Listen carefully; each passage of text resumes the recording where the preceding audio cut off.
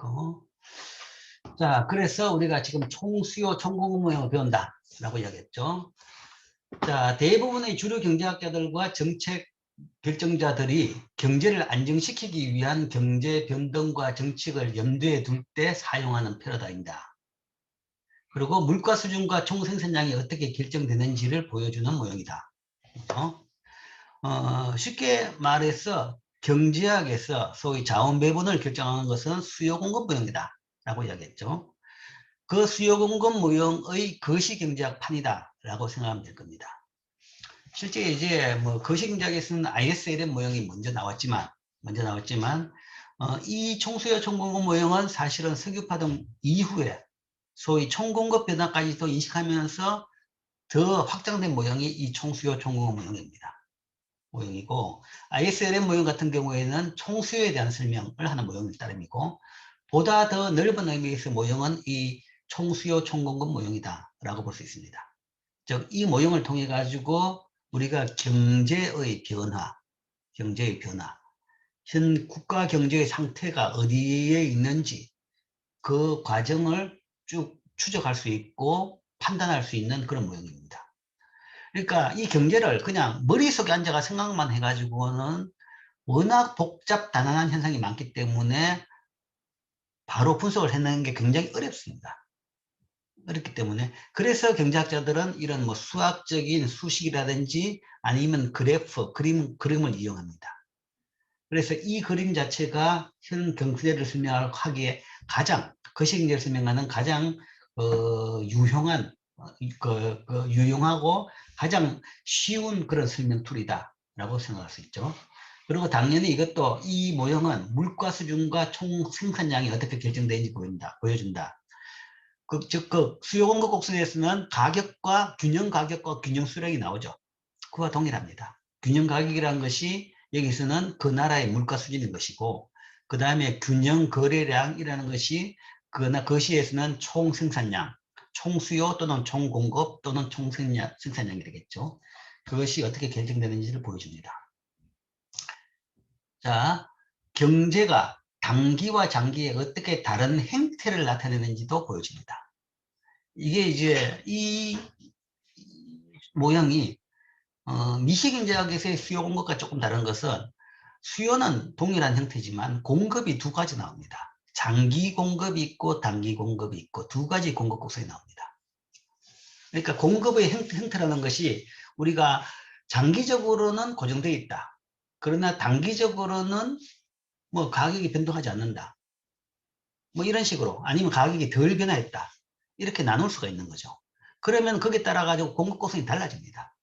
그럼 두 가지 공급 곡선을 다 집어넣어 가지고 설명을 해보면 단기 균형과 장기 균형을 같이 다 찾아낼 수 있고, 그 다음에 단기 균형이 어떻게 장기 균형으로 가는지 그 과정까지도 추적해낼 수 있는 그런 좀 유용한 모형입니다.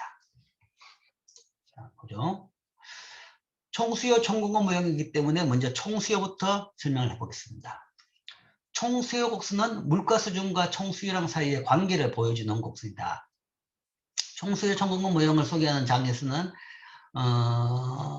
뒤에 이제 총수요 ISLM 모형 파트에서는 굉장히 좀 더, 그 다음에 ISLM 모형의 설명을 다 하고 난 뒤에는 총수요에 대해서 다시 설명합니다. 거기서는 상세하게 설명하겠는데, 즉 각각의 소비, 총수요의 구성 요소인 소비, 투자, 정부 지출 아니면 순수출, 그 각 4개의 결정 원리에 따라 가지고 총수요가 어떻게 구성되는지 그렇게 설명하는 것이 보다 완벽한 설명인데, 지금 그거 설명하려고 그러면 뭐 이 초반에 엄청나게 많은 시간이 소모되기 때문에 일단 그걸 그렇게는 못하고 간단하게 총수요 유도 방법을 이야기하겠습니다.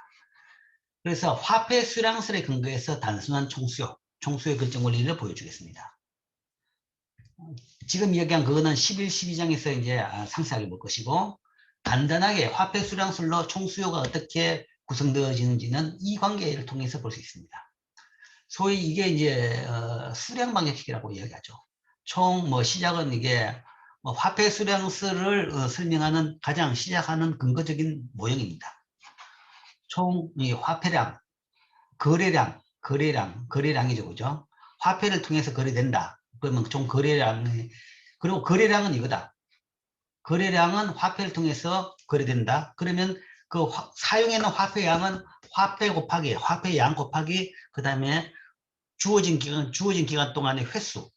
그러니까 유통속도라고 이야기하죠. 횟수만큼이 총 화폐로 거래된 양이고, 그 다음에 그걸 상응해가지고 거래했던 실물 부분은 P 곱하기 Y다. 실제적으로는 이제 거래되는 것은 P 곱하기 Y가 아니라 P 곱하기 T입니다. 트랜잭션이죠. 거래량이죠. 거래인데, 물론 거래 데이터가 있긴 있습니다. 뭐, 우리나라에서도 제일 큰 데이터는 거래 데이터인데, 그건 단위가 거의 경입니다. 경. 조가 아니고 경입니다. 경 단위 데이터가 발표는 됩니다. 발표는 되는데, 사실은 거의 자주 발표 안 되고 접근성이 낮기 때문에, 그것보다는 그 거래는 결국은 보면 GDP에 비례한다라고 보는 거죠. 거래량은 GDP에 비례한다. 그렇기 때문에 거래량 대신에 쉽게 우리가 접근 가능한 변수로 GDP를 집어넣는 겁니다. 그리고 그 GDP라는 것은 가격 곱하기 Y죠. Y는 물론 실질 GDP인 거죠. 그죠? 이게 실질 소득 곱하기 가격 수준 곱한 것이 총 거래량에 상응하는 변수다. 라고 보는 거죠. 이게 이제 수렴 방정식입니다. 자, 여기서 우리가 뭐 사실은 V가 고정이다. V가 고정이고 Y가 고정이다. Y는 Y바에 따라 결정된다. 그렇다 그러면 결국은 P는 M에 비례한다. 그것이 우리가 화폐 수량수래죠. 그래서 물가 수준은 통화량에 따라가 좌우된다. 라는 것이 우리가 유도했던 화폐 수량수입니다. 뭐 그거는 뭐 앞에서 배운 내용이었고, 그 다음에 여기서 볼 것은, 자, M과 V가 주어져 있을 때 이 방정식은 P와 Y는 역의 관계를 이룬다. 화폐 수량수는 장기적인 관계죠. 그렇기 때문에 Y는 고정되어 있고 V도 고정됐다고 본 겁니다. 그래서 P는 M에 따라 결정된다 라고 했는데, 자, 여기서는 M하고 V가 주어져 있다. 단기적으로 보자. 단기적으로 봅시다. 단기적으로 보면, 단기적으로 V는 당연히 고정이죠. 유통속도라는 것은 금융 시스템에 따라 결정되는데, 뭐 금융 시스템이라는 것은 금융 관행은 단기적으로 변화가 없죠. 당연히 고정이고, 통화량도 일단 단기적으로 정책 변화가 없는 상태다 라면 충분히 고정할 수 있는 거죠. 그렇다 그러면 결국은 P하고 Y는 어떻게 움직이느냐? 이게 고정되어 있기 때문에 두 개는 역의 관계다. P가 오르면 Y는 줄어들고, P가 떨어지면 Y는 올라간다. P하고 Y는 역의 관계다. 그러니까 Y는 지금은 단기가 아니고 단기죠. 단기이기 때문에 Y는 Y바가 아니라 Y는 변할 수 있다. 변할 수 있다 그러면 결국은 P하고 Y는 역의 관계를 이룬다. 이게 이제 이 관계에서 결국은 총수요 총공급 모형이라는 것은 물가하고 소득가의 관계입니다. 물가하고 소득가의 관계인데, 총수요 부분에서 본다 그러면 결국은 그 두 관계는 어떻게 되느냐? 화폐 수량수에서 관계를 본다 그러면, 아, 이 두 개의 관계는 이거 관계구나. 물가가 오르면 총수요는 줄어들고, 물가가 떨어지면 총수요는 늘어나는 그런 관계가 되구나 라는 걸 알 수 있죠.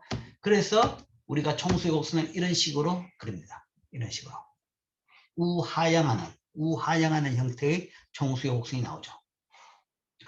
물가 수준의 상승은 실제로 화폐 잔고의 감소를 초래하고, 이는 재화 서비스 수요를 감소한 거죠. 물가가 오른다 그러면 실제로 화폐량이 줄죠. 화폐량이 주니까 거래가 더 위축되면서 Y가 줄게 된다. 반면에 이제 물가가 하락한다 그러면 그때는 화폐량은 늡니다. 늘기 때문에 Y는 늘어나는 그런 이런 음의 관계. 이게 이제 총수요 곡선입니다. 자, 총수요. 자, 일반적으로 총수요 곡의 형태가 이렇고, 그 다음에 이제 이 총수요 곡선이 어떻게 바뀌느냐, 어떻게 변하느냐에 대해 가지고는 이제 뭐 여러 가지 요인이 있습니다. 뭐 물론 것을 배웠기 때문에 이것의 이동을 결정하는 주요 요인으로는 소비, 투자, 정부 지출, 순수출, 그 다음에 그 네 개를 결정하는 여러 요인들이, 경제 변수가 이 총수요를 이동시킨다라는 걸 알고 있죠. 알고 있는데, 일단 여기서는 이걸 화폐 수량설, 수량 방정식에서 끌어냈기 때문에 일단 그 두 개만 가지고도 충분히 설명됩니다. 그래서 MV는 PY이기 때문에 M 변화는 당연히 총수요 곡선을 이동시키겠죠. 통화량이 는다 그러면 당연히 총수요는 오른쪽으로 이동합니다. 통화량이 늘면 P 곱하기 Y는 늘어나는 거죠. P 곱하기 Y 늘어난다. 그 이야기는 동일한 P에서 Y는 더 늘어나는 거죠. 그러면 오른쪽으로 이동하는 겁니다. 아니면 동일한 Y에서 P가 더 올라가는 거죠. 그러면 위쪽으로 이동하는 거죠. 그러니까 우상향 쪽으로. 통화량 증가는 총수요 곡선을 바깥쪽으로 우상향 쪽으로 이동시킨다.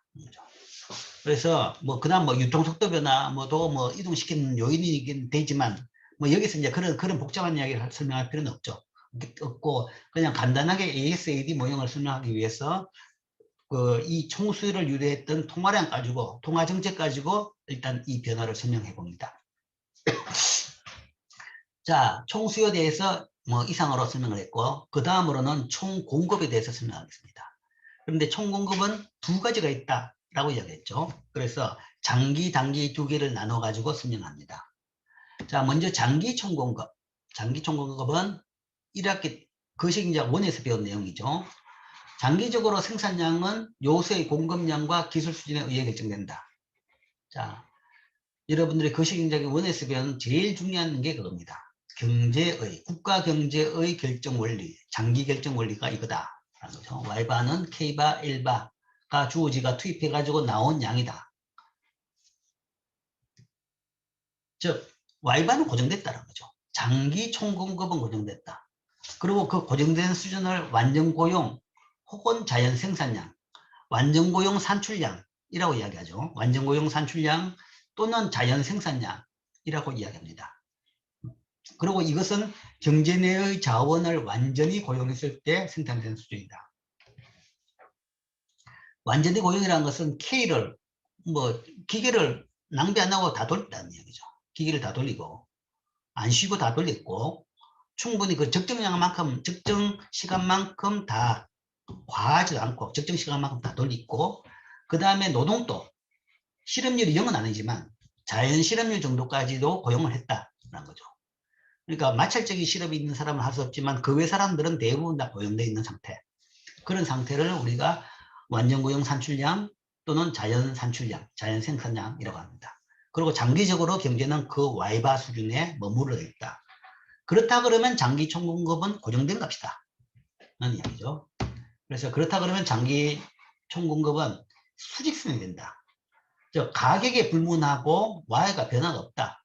라는 거죠. Y바다라는 것은 가격, 여기는 가격이 아니죠. 물가죠. 그죠? 물가 변화에 따라 가지고 물가가 무관하게 그냥 고정된 값이다. 그래서 그 고정된 Y바가 이게 머무는 이 지점이다. 라는 거죠. Y가 머무는 지점이다. 즉 Y가 머무는 지점이라는 것은 장기 총공급은 이렇게 수직선이 된다. 기하학적으로는 수직선이 된다라고 이야기하죠. 즉 Y바는 P에 의존하지 않기 때문에 수직이다.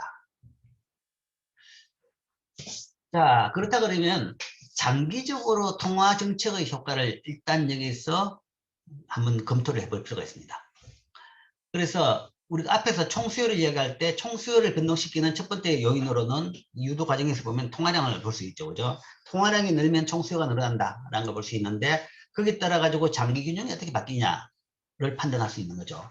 그러면 장기 총공급이 여기 있다. 여기 있고 그 다음에 총수요가 여기 있다. 그래서 이게 현재 균형이다. 라는 거죠. 균형인데 여기서 통화량을 뭐 왜인지는 몰라도 어쨌든 통화량을 늘렸다.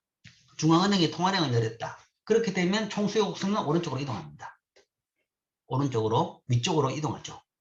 우측으로 우상향으로 이동합니다.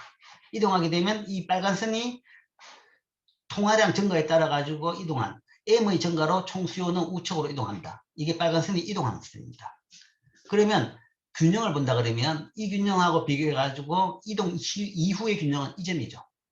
물론 그 과정에는 이렇게 갔다가 이렇게 오는 수가 있지만 그거는 일단 빼버리고 그거는 여러분들이 단계를 안 배웠기 때문에 단계는 빼버리고 일단 비교 정태 분석 시작점과 시작의 균형과 끝의 균형 두 개를 비교해 보면 처음 점은 이 점이었는데 나중에 다시 되돌아갔던 장기 균형은 이 점이 됐다. 그럼 두 점의 차이는 뭐냐? Y는 변화가 없다라는 거죠. Y는 변화가 없고 P만 상승했더라. 즉 장기적으로 M의 증가는 물가 수준만을 상승시키고 생산량에는 영향을 미치지 못한다. 라는 것이 장기 총공급과 총수요로 구성된 모형에서 우리가 이야기할 수 있는 겁니다. 그래서 우리가 통화정책을 이야기하죠. 통화정책이라는 것은 사실은 이게 이거죠. 단기적인 효과를 위해서 하는 겁니다. 단기적인 효과를 위해서. 장기적으로는 전혀 효과를 안 줍니다. 영향을 안 줍니다. 영향을 안 주고 장기적으로는 폐해를 낳습니다. 폐해라는 것이 물가가 오른 거죠. 장기적으로는 폐해를 낳는다. 폐해라는 것이 물가가 오른 겁니다. 그 이야기는 물론 이제 저런 폐해가 있음에도 불구하고 단기적인 효과를 위해 가지고 저런 정책을 하죠. 단기적인. 워낙 경제가 안 좋고 뭔가 하면 뭔가 국가가 거기서 뭔가 해야 되겠다라고 한다 그러면 그때는 이제 저런 정책을 합니다. 저런 정책을 해가지고 단기적으로는 뭐 실업률을 좀 낮춘다든지 뭐 그런 효과를 볼 수도 있죠. 지금 세계적으로 하고 있는 겁니다. 그러나 그래서 뭔가 하면 경제가 정상화됐을 때는 모든 게 다 해피하냐가 아니라는 이야기죠. 나중에 결과는 이거다는 겁니다. P1이 P2로 올라버린다. 올라버리는 그런 그 부작용은 남습니다. 즉 비용 없는 정책은 없다는 거죠. 모든 정책에는 비용이 있습니다. 근데 정책을 판단할 때는 뭔가 하면 비용보다는 어느 정도 장단기적으로 수익을 더 따지기 때문에 그런 정책을 하겠죠. 비용이 없다고 생각하는 것은 그거는 거짓말이다. 라는 이야기죠. 그래서 지금 세계적으로 인류 역사상에 비견할 수 없을 정도의 양적 완화 정책을 하고 있습니다. 엄청난 통화 공급량을 늘리고 있는 정책을 하고 있는 거죠. 그래가지고 경제가 이 코로나라는 엄청난 이 회오리 속에 그래도 비교적 덜 나빠졌습니다. 그 덕에 덜 나빠진 거죠. 그 덕에 덜 나빠지고 주식시장과 자산시장은 호황을 누리고 있죠. 그런데 주식시장과 자산시장이 호황을 누린다. 부동산이죠. 자산시장은. 주식시장과 그 자산시장이 호황을 누린다는 것은 결국은 이게 가격이 오른다는 얘기입니다. 그리고 그것은 결국은 나중에 엄청난 거기에 따른 뭔가 후과가 기다리고 있다라는 것이고 이미 이제 금융시장에서는 거기에 대해 가지고 걱정 때문에 거기에 따라 가지고 이미 장기금리가 오르면서 반응을 하고 있는 거죠. 반응을 하고 있어 가지고 뭐 대비를 하고 있는 이제 그런 측면이 있는 겁니다. 자, 어쨌든 통화량 증가의 장기 효과. 자, 장기 총공급 모형과 단기 모형을 통해 가지고 우리가 장기 분석을 이렇게 할 수 있습니다. 할 수 있고 우리가 총수요 변화 요인 첫 번째 이야기할 수 있는 통화량 변화에 따라 가지고 이렇게 분석을 할 수 있고 그 다음 두 번째 단기 총공급. 본격적으로 우리가 알고 싶은 부분 이 부분이죠. 그죠? 이 부분 단기 총공급. 자, 단기적으로는 총공급 형태가 달라집니다. 단기적으로는 많은 가격들이 비신축입니다.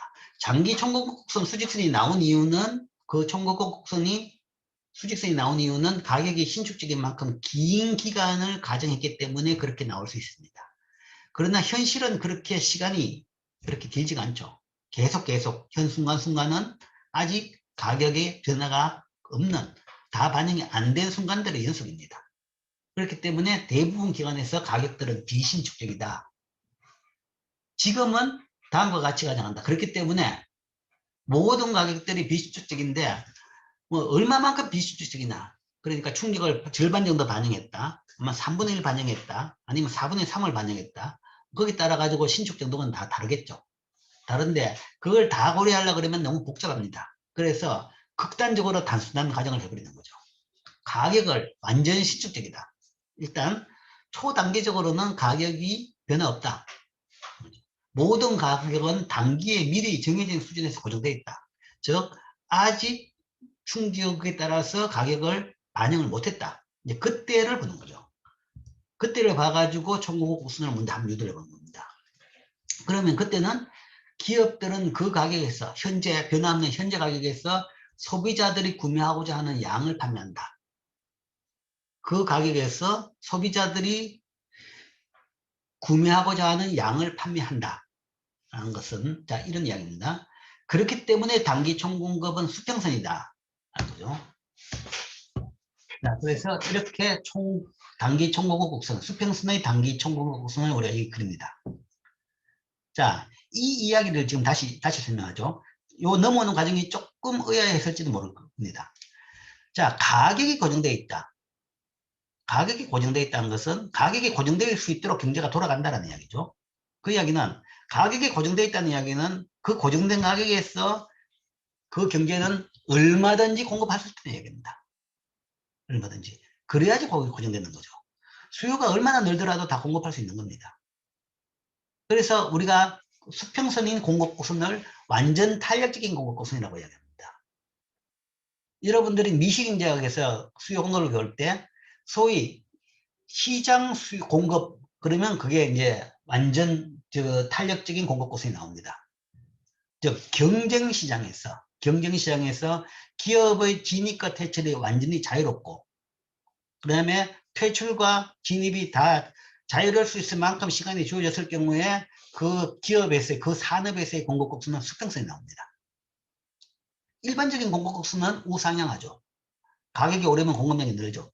그런데 기업 그 산업이 경쟁적이다. 경쟁적이라는 말은 아주 많은 기업들이 있고 그 다음에 아주 많은 기업들이 언제든지 들어올 수 있고 나올 수 있다. 기술이 다 개방되어 있다. 이런 상태죠. 그렇다 그러면 조금이라도 수요가 있으면 새로운 기업들이 들어가지고 문구를 만들어냅니다. 그리고 가격이 뭔가 조금이라도 떨어지면 적자가 나가지고 기업들이 나가버리는 거죠.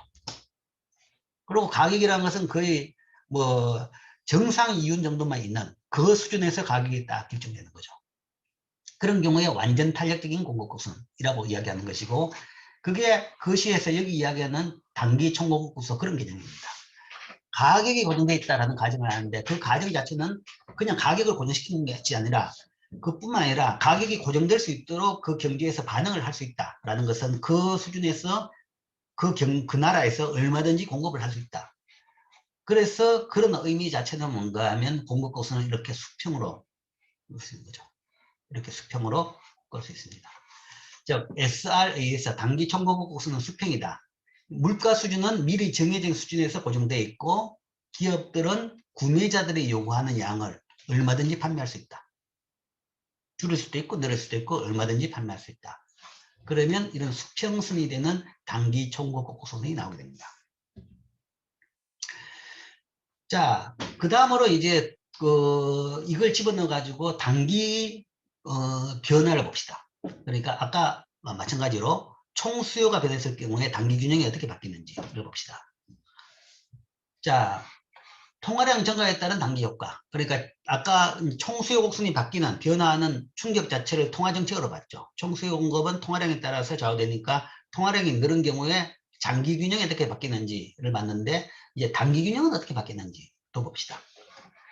자, 처음에는 이 총수요 곡선이 하나가 있고 그 다음에 지금 배웠던 단기 총공급 곡선에 이런 수평선이 있다. 그러면 여기서의 균형은 이전입니다. 충격 이전에 그러니까 뭐 자연스럽게 현재 있는 상태는 이전입니다. 자, 여기에서 중앙은행이 통화 공급량을 늘렸다. 그러면 총수요 곡선은 이런 식으로 우쪽으로 우상향하게 이동합니다. 이 빨간 선으로 이동하죠. 그렇게 되면 새로운 균형은 어디냐? 교차점인 새로운 교차점은 여기 되죠. 과거하고 비교해가지고 이 교차점이 이렇게 이동한다. 차이는 뭐냐? P는 고정되어 있고 Y가 Y1에서 Y2로 늘었다. 즉 총수요 증가는 그것이 뭐 통화량이든 뭐 다른 것이든 어쨌든 총수요가 늘어나면 단기적으로는 물가가 비실질적이지만 생산량은 늘어나는 겁니다. 생산 늘어날 수 있죠. 그렇기 때문에 우리가 이제 거시경제 정책을 하는 겁니다. 재정정책, 통화정책, 아니면 뭐 조세정책 그런 정책을 하죠. 단기적인 이 생산량 증가 효과. 생산량 증가라는 것은 딴 게 아니라 뭔가 뭐 실업률을 줄이는 겁니다. 그렇기 때문에 필요하다 그러면 단기적으로 좀 뭐 비용이 들고 고통스럽더라도 요 효과가 있기 때문에 요 효과를 기대하기 때문에 그런 정책을 한다라는 거죠. 이게 통화량 증가의 단기 효과로 볼 수 있습니다. 자, 그러면 단기, 장기 두 개를 봤는데 이 관계를 동태적인 부분을 봅시다.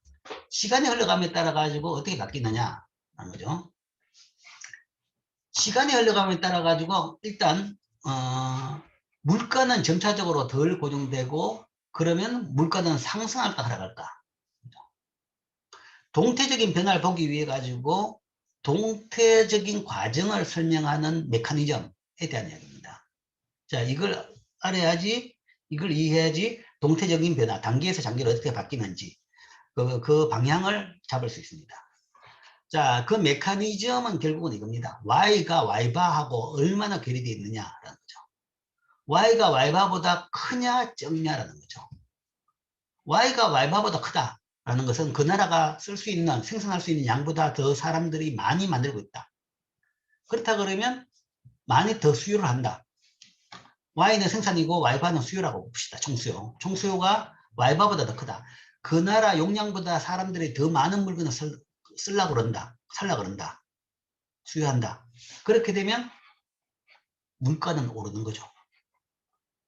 그 나라 생산 여력보다 더 많이 사람들이 쓰려고 물건을 살려고 그러면 당연히 물건 가격이 오르는 거죠.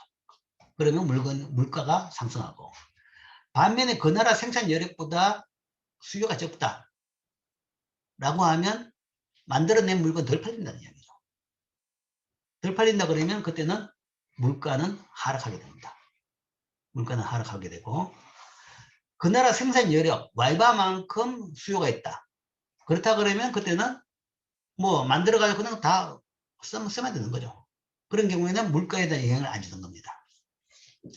자, 결국 물가의 변화 방향은 현재 Y 수준이 Y바보다 크냐 적냐라는 이야기죠. 현재 Y 수준이 Y바보다 크다 그러면 물가는 오르고, 적다 그러면, 낮다 그러면 물가는 하락한다. 이게 이제 동태적인 변화 방향에 대한 이 논리입니다. 그럼 이걸 적용해가지고 물가 조정을 통해서 경제는 단기 균형에서 장기 균형으로 회복되어 갑니다. 그래서 그 과정을 설명해 보죠. 자, 처음에 최초 균형은 장단기 균형이다. 최초 균형은 장단기 균형이다. 장기, 단기가 다 균형되어 있는 상태다. 장단기 균형이 동시에 다 균형되어 있다는 것은 장기 균형점에서 단기 균형점이 교차한다라는 거죠. 시작은 뭐 장기 균형점, 그러니까 단기 균형점이라는 것이 SRAS하고 AD 교차점입니다. 이 두 개의 교차점이 LRAS 선상에 있는 겁니다. 뭐 그림으로 이야기하면 두 교점이 다 같이 세 선이 다 교차하고 있는 이 지점이다 라고 생각할 수 있는 거죠. 현실 경제는 AD하고 SRA에서 교차점이 현실 경제입니다. 현실 경제는 항상 AD하고 SRAS, 이거 교차점이 현재 경제가 있는 위치고, LRAS는 현실이 아니라 우리가 목표를 하는 균형점이죠. 다행히 현실이 이 균형점 위에 있다.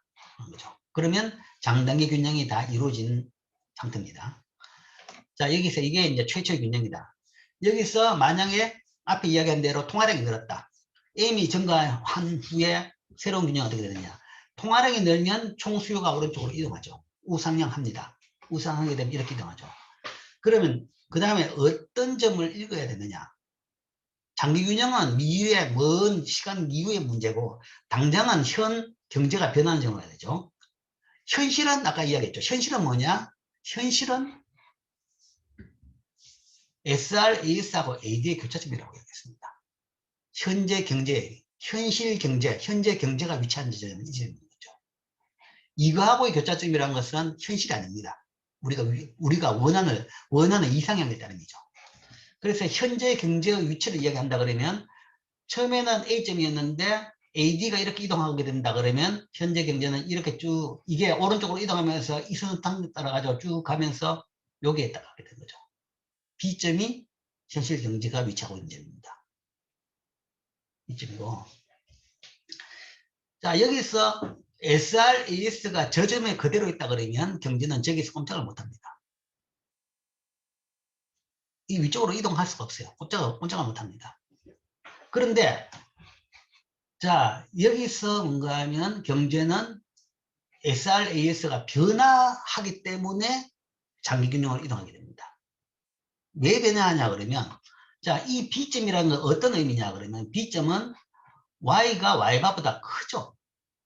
B점에서의 Y는 Y2죠. 이 Y2는 Y바보다 크다. 그러면 앞에서 금방 이야기했죠. Y가 Y바보다 크다. 그러면 물가는 오른다는 이야기죠. 이 점으로 갔다 그러면 당장에 인플레이션 압력이 생깁니다. 물가가 오르죠. 물가가 오르는 압력이 생기면 이 P바선, SRAS 선이 위로 이동합니다. 위로 이동합니다. 점점 요만큼 갔다가 이만큼 갔다가 점점점 위로 이동합니다. 그럼 새로운 교차점은 뭔가 하면 점점 이 선상을 따라가 이거하고 새로운 SRAS하고 교차점으로 점점 되죠. 그러니까 이 선상을 따라 가지고 균형점이 이동하죠. 위로 이동합니다. 위로 이동해 가지고 결국 장기 균형에 도달했을 때는 SRAS가 요 점을 가로지르는 수평선이 새로 만들어집니다. 새로운 SRAS. 새로운 SRAS 요 점을 교차하는 요 점이 새로 만들어지는 거죠. 그렇게 해서 장기 균형 C점까지 갈 수 있습니다. 그러니까 C점의 균형에 도달했을 때는 새로운 SRAS가 더 이상 이거는 그때의 SRAS가 아니라 이걸 지나는 SRAS가 새로 생깁니다. 그래야만이 C점이 균형이 될 수 있는 거죠. 그러니까 지금 경제를 이야기하면 지금 이제 신문에 보면 곳곳에 이제 뭐 미국 월스트리트 중심으로 해가지고 인플레이션에 대한 걱정이 마구 나오죠. 걱정이 나오는 것은 지금 이겁니다. AD가 오른쪽으로 이동하는 거죠. 그러니까 이게 이제 인플레이션으로 갈 것이다 라는 이야기죠. 갈 것이다. 그렇기 때문에 이제 그게 인플레이션으로 가는 데는 시간이 많이 걸립니다. 여기서 여기까지 이동하는데 많이 걸리는데 금융시장이 먼저 반응하는 거죠. 먼저 반응해가지고 그게 장기 채권에 먼저 지금 그게 반영되면서 그것이 금융시장에다가 충격을 주고 있는 겁니다. 결국은 나중에 이렇게 갈 것이다 라고 보는 겁니다. 그래서 통화량 증가에 따라 가지고 이 균형 변화, 장단기 균형 변화는 이런 식으로 동태적으로 봐서는 시작점은 A점이고 단기 균형은 B고 그 다음에 장기 균형은 C점이다. 그러니까 B에서 C로 쭉 가면서 이게 다 단기 균형입니다. 사실은 단기 균형인데 이게 점점 장기에 근접하면서 이게 SRAS 커브가 위로 올라가면서 결국은 이까지 가죠. SRAS가 요 거쳐하고 난 뒤에 그 다음부터는 SRAS가 안 움직이죠. Y가 Y바 수준하고 같다. 그러면 더 이상 인플레이션의 영향을 받을 이유가 없죠. 그러면 거기서는 스탑되고 장기 균형에 도달하게 되는 거죠. 자, 이게 이제 통화량 변화에 따라 가지고 단기 및 장기 변화에 대한 이야기입니다.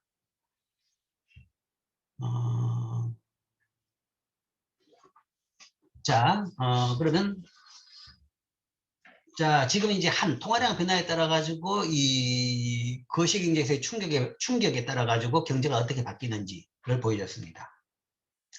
그것뿐만 아니라 이제 다양한 충격에 대해서 우리가 분석할 수 있습니다. 지금 이제 뭐 코로나라든지 뭐 석유 파동이라든지 뭐 여러 가지 충격이 있죠. 그 이야기입니다. 충격이라는 것은 소위 총수요 또는 총공급의 외생적인 변화입니다. 자, 충격의 정의가 외생적인 변화입니다. 모형 내에 있는 것은 충격이 아닙니다. 모형 내에 있는 변수가 뭐냐? 내생 변수라고 이야기하는데 그 총수요 총공급 모형의 내생 변수는 소득과 물가입니다. 소득이나 물가가 변한다고 해가지고 그 모형이 변화가 합니다. 모형, 곡선의 변화에 따라가 이동에 따라 가지고 소득 및 물가가 변할 따름입니다. 여러분들이 뭐 이 수요 공급 미시경제학에서 아니면 원론에서 수요 공급을 배울 때도 항상 그랬죠. 그러니까 이 가격의 변화, 가격이라는 것은 내생 변수다라는 이야기죠. 가격은 뭔가 하면 어떤 충격에 따라 변할 따름이지, 충격에 따라 변할 따름이지 가격 변화에 따라 가지고 균형이 변하는 건 아닌 거죠. 양도 마찬가지입니다. 그거는 그 충격에 따라 가지고 그 결과에 따라서 변하는 겁니다. 뭐 거시기에서 마찬가지죠. 그러니까 Y하고 P를 제외한, Y하고 물가를 제외한 모든 것의 변화가 특히 총수요 곡선, 총공급 곡선을 이동시키는 요인들이 다 충격이다 라고 보면 되죠. 충격은 일시적으로 경제를 완전 고용 상태에서 벗어나게 만듭니다. 완전 고용 상태라는 것은 소위 와이바 수준, 그러니까 그 균형 수준에서 벗어나게 만들죠. 거기에 따라서 한번 벗어나게 되면, 그 다음에 아까 분바와 같이 그런 식으로 벗어나게 되면, 특히 이제 Y가 Y바에서 벗어났다. 그러면 거기에 따라 가지고 물가의 변화에 따라 가지고 경제는 원래의 균형으로 되돌아가려는, 원래의 균형이라는 것은 Y바 수준으로 되돌아가려는 그런 힘이 작동을 하게 되죠. 물론 그렇지만 그 과정에서 Y는 Y바로 갔지만 P는 원래 P 수준으로 간다는 보장은 전혀 없습니다. Y가 그냥 Y바로 되돌아가려는 그런 작동을 하게 되죠. 자, 그래서 통화량 외에 뭐 또 다른 요인으로 유통속도가 외생적으로 감소했다. 유통속도가 외생적으로 감소했다. 뭐 이런 게 어떤 현상이냐라고 하면, 실제적으로 금융위기가 발생하면 제일 먼저 발생하는 게 이겁니다. 유통속도가 엄청나게 줄어듭니다. 그러니까 사람들이 불안하면 은행에 가서 내 돈 찾아와 가지고 집에 가지고 있어요. 그게 은행에 떼일지 아니면 언제든지 돈이 필요할지 뭔가 불안하게 되면 뭔가 근처에 다 가지고 있으려고 하는 거죠. 그래서 사람들이 은행에서 돈을 막 찾아버리면 유통속도가 확 줄어듭니다. 금융위기 때 제일 대표적으로 발생한 현상이죠. 자, 이런 일이 발생하면 통화량이 일정한 경우 부의 감소, 유통속도 감소는 화폐를 거래에 사용하는 횟수를 줄인다는 거죠. 그러니까 은행에 있으면 그 돈은 계속 왔다 갔다 하는데 집에 들고 와가지고 금고에 집어넣어 버리면 돈이 꼼짝을 안 하는 겁니다. 그런 돈이 많아지면 유통속도는 주는 거죠. 유통속도는 굉장히 급격히 줄게 됩니다. 그러면 횟수를 줄이니까 재화 용역에 대한 수요를 감소시키죠. 뭐 이런 것들이 이제 하나의 반대되는 충격입니다. 아까는 통화량, 그러니까 총수요순을 오른쪽으로 이동시키는 충격을 받는데, 지금은 이제 또 다른 충격, 총수요순을 줄이는, 총수요를 줄이는 충격을 한번 봅시다. 금융위기 때 흔히 발생한 현상인데, 유통속도가 갑자기 줄었다. 즉 사람들한테 불안한 심리가 확 퍼져버렸다. 그래서 돈을 다 찾아가지고 가지고 있는다 한 거죠. 실제적으로 코로나 초기에도 그런 현상이 발생했습니다. 발생했기 때문에 거기에 따른 지금 이 현상이 발생 안 하게 하기 위해서 통화량을 확 늘리는 그런 이유도 됩니다. 그래서 그런 차원에서 이런 부작용을 막기 위해서 통화량을 늘린 것도 하나의 원인 중에 하나입니다. 총수요를, 그러니까 유통속도가 줄면 총수요 곡선이 좌측으로 이동하기 때문에 단계적으로 생산량과 고용을 감소시키죠. 그러니까 원래 균형 여기에서 갑자기 사람들이 불안해가지고 은행에서 돈을 찾아가지고 집어넣어버린다. 개인이 가지고 있다. 즉 유통속도가 확 줄었다. 그렇게 되면 총수요 곡선이 이렇게 왼쪽으로 이동합니다. 왼쪽으로 이동하면 단기적으로 단기 균형은 이 B점으로 가게 되죠. B점으로 가는데, 자, 이 B점이라는 것은 Y가 Y2로 줍니다. 주는데 이 Y2는 Y바보다 적죠. Y바보다 낮은 수준의 Y에서는 물가가 하락합니다. 사람들이 덜 쓰니까 물건이 안 팔리죠. 안 팔리면 꼭 팔아야 되는 사람은 가격을 깎아서 팝니다. 그러니까 이제 물가가 떨어지는 거죠. 그럼 물가가 이렇게 떨어지죠. 떨어져가지고 이렇게 거의 떨어지는 거죠. 뭐 이번 코로나 때 극단적인 경우가 있었죠. 좀 이상했지만 유가가 마이너스까지 갔습니다. 기름 가격이, 원유 가격이 마이너스까지 갔죠. 그게 제일 큰 원인이 수요 감소입니다. 그러니까 수요가 줄으니까 뭐 비행기가 안 뜨니까 당장에 비행기에 쓸 기름이 필요가 없는 거죠. 그래서 항공유 가격은 엄청나게 떨어졌습니다. 뭐 그런 식으로 수요가 줄게 되면 Y가 Y바보다 줄어들었다. 그렇게 되면 물가가 떨어지죠. 물가가 떨어지면 SRAS가 점점점 밑으로 이동합니다. 어디까지 밑으로 이동하냐 그러면 SRAS하고 새로운 SRLS하고 AD2가 교차한 지점까지, 여기까지 이동하죠. 이까지 이동하면 그 다음 여기서는 이제 더 이상 Y가 Y바에서 안 벗어나죠. 그러면 여기서는 이제 하락을 중단합니다. 그래서 새로운 균형 시점으로 가죠. 즉 시간이 흘러감에 따라서 물가는 하락하고 경제는 수요 곡선을 따라서 완전 고용 수준, 이 C까지 이동하게 되는 거죠. 그래서 이제 불리한 수요 충격이 발생했는 경우에는 이런 식으로 변화가 발생합니다. 그 다음에 이제 지금은 우리가 통화량 변화, 아니면 이 유통속도의 변화, 이런 두 개의 총수요 공급에서의 총수요 부분에서의 충격을 이야기했죠. 충격은 이제 총수요뿐만 아니라 공급 부분에서도 있습니다. 공급은 총공급 곡선. 쉽게 이야기하면 Y는 FKL, 이 생산함수를 이루는 부분이죠. 그 요소 S의 충격도 발생할 수 있습니다.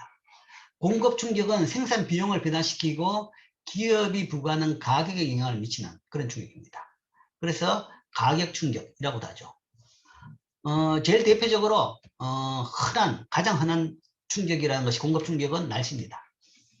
날씨는 농작물 수확량에 영향을 주죠. 가장 신문에 많이 등장하는 가격 관련 부분은 이 요인들입니다. 이 요인들. 최근에는 뭐 인플레 이야기하면서 무 가격이 배추 가격, 배추가 아니죠. 대파 가격이 2배 이상 올랐다는 얘기가 많이 합니다.